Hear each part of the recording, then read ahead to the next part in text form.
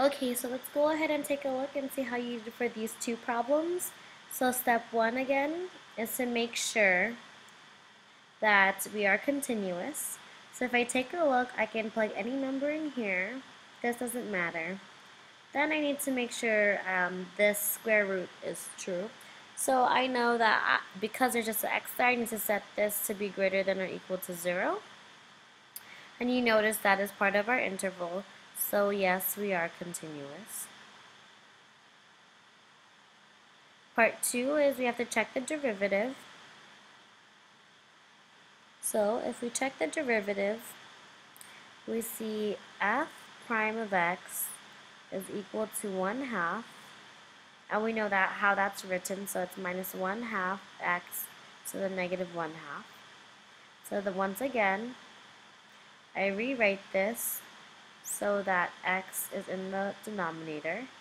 And again, we know that x has to be greater than 0.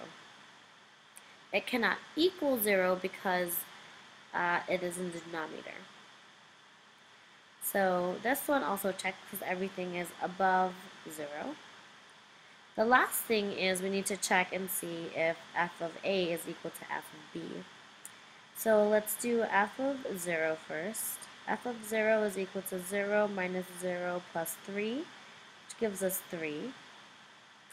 We get f of 4 is equal to 1/2 times 4 is 2 minus the square root of 4 is 2 plus 3. We notice these cancel and then we get a 3.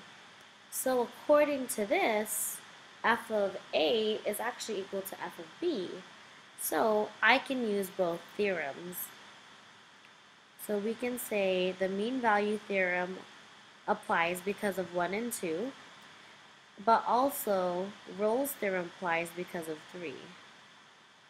Rolle's apply.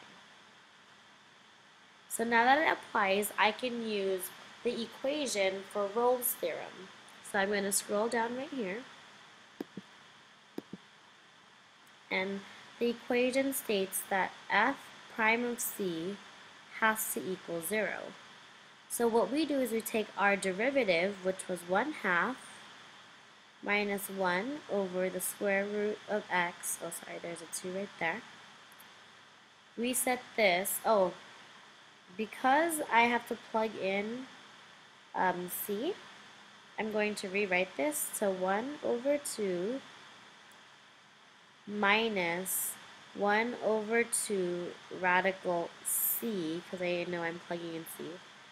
This has to equal 0. So if I solve for this, I get 1/2 is equal to 1/2 radical c. Once again, I'm going to cross multiply. And if I do that, I get 2 radical c is equal to 2. Divide by 2 on both sides, I get radical c is equal to 1. To get rid of that square root, I square, and we get c is equal to 1. So now I check to make sure that c is in our interval, and our interval was from 0 to 4. Since this is true, c is equal to 1. Let's do the last example. The last example is a fraction right here. So the first thing we do is we check for continuity. And continuity means there are no holes, jumps, or gaps. So number 1, I cannot factor this, so I know I don't have any holes and nothing cancels out. Number 2, it's not piecewise, so I know there's no gap. I'm sorry, no holes, jumps.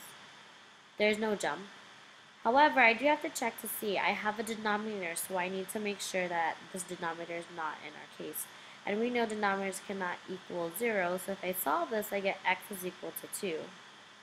So once again, I need to check to make sure this is not in our interval.